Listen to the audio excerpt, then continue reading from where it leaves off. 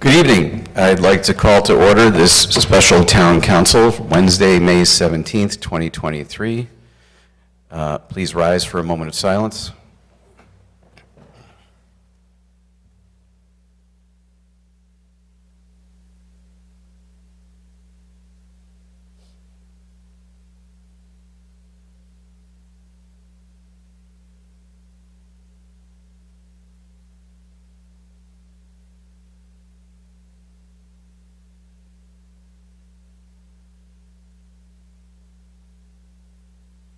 We'll have the Pledge of Allegiance.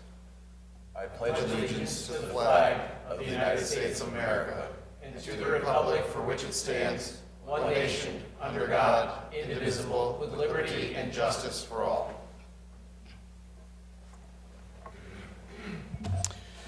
Madam Clerk, would you please call the roll? Councillor Allenson. Councillor Carmody. Here. Councillor Fishbein. Councillor Laffin. Here. Councillor Marone. Here. Councillor Tata. Here. Councillor Testa. Here. Councillor Zandri. Here. Councillor Cervoni. Here. We are here in response to Mayor Dickinson's veto of the 2023-24 budget as adopted by the council. Councillor Zandri. Thank you, Mr. Chairman. So, we find ourselves here for the fourth year in a row. I mean, the 3 prior years, we had a lot of good foundational work done by the council to try to minimize the impact to changes in the budget. And the first 2 years that we executed together as a group, we were able to get that veto override. Last year, we were unable to do so. And that kind of presents the unique situation where we are tonight. The original setup of the changes for the adjustment for the budget for the council's amendments came from a lot of hard groundwork as it had always been over the past few years. Councilor Tata put together a huge laundry list of changes and adjustments, a lot of which were all contained within the budget itself. And most of them were adjustments to smaller type items, making changes to contingency accounts and making some other small adjustments. Probably the biggest changes were the use of ARPA funds, which is a one-shot deal. We have an opportunity to do that and get a lot of elements out of the way that would have otherwise gone into the tax base. Ultimately, the most major change was the use of the designated fund balance. Every year, there's a number that we utilize as a buffer, or whatever you want to call it, and it's baked into the budget. Councilor Tata wanted to move it up about $2.9 million, and there were people up here that were willing to support that. I would have supported it outright, just like that. I think we all knew that was definitely high probability, destined for a veto, and then Councilor Testa came up with a compromise, and I'm going to use that term up here because over the past 4 years, I feel like a lot of what we have done up here together as a group, contentious as items may have been at times, has come to some decent compromises. So he basically opted to try to cushion the probability of a veto by cutting that designated fund use in half of what Councilor Tata wanted to propose. Other than that, there were no real changes. And I want to outline, what that means. That means that the tax increase that would come as part of the original mayoral budget of $158 has been slashed all the way down to $57. It's still within the boundaries of other years of utilizing that general fund balance number. We are also providing additional services and equipment to the police and the fire and EMS. And I want to call those out because those are important. It's a short list. Police ATV, $20,000. Fire EMS gear, washer with base, $9,300. 2-set gear dryer for fire EMS, $1,900. UTV with commercial insert for fire EMS for $33,000. And an accelerant and hydrocarbon detector at about $1,800. What it also adds is $150,000 additional dollars for uptown downtown area sidewalk repairs to be prioritized and performed by engineering and/or public works. So they'll determine with this money where it can be best served. And it also goes to restore some money to the education spending, $130,000 for Ponds Hill Elementary School gymnasium floor, $80,000 for DAG for renovation of the ball fields, and $80,000 for their back gym floor. So really, when we think about what it is that we're here tonight to do, is really make a decision. We had 6 people that supported the changes, and now we need one more.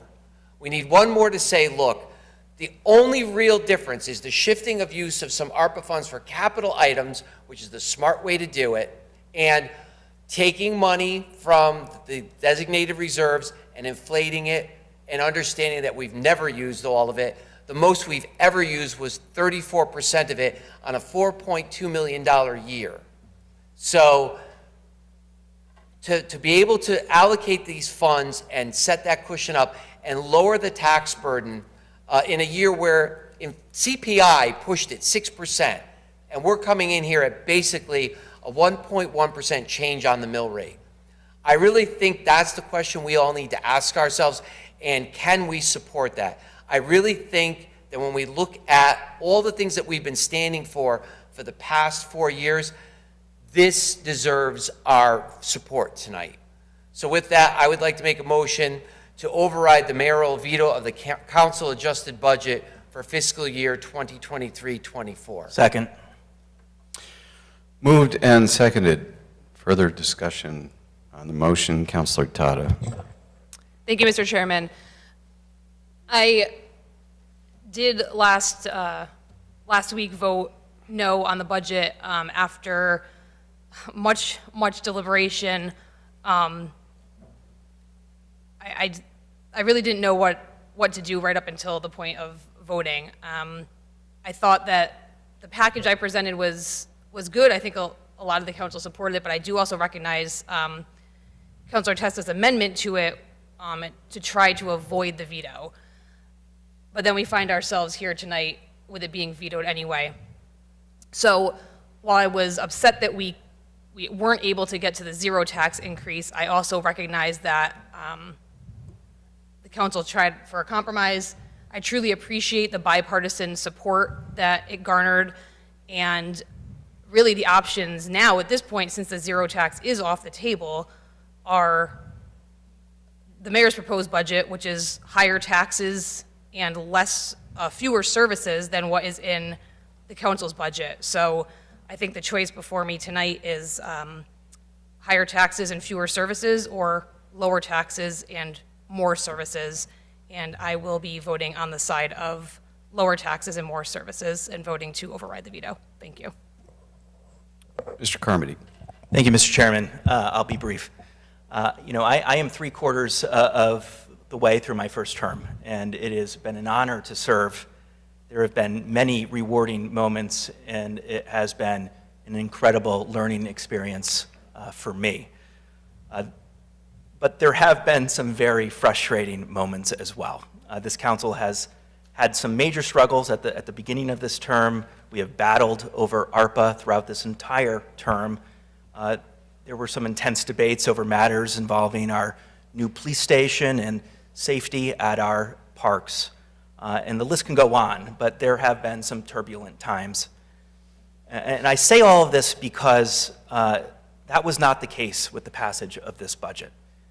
This is a bipartisan compromise budget, and it makes me proud to see this council working together to find common ground for the good of Wallingford. I commend the mayor and the comptroller for the countless hours of work they put into this process, but there are other creative ways that allows for a lesser tax increase than proposed.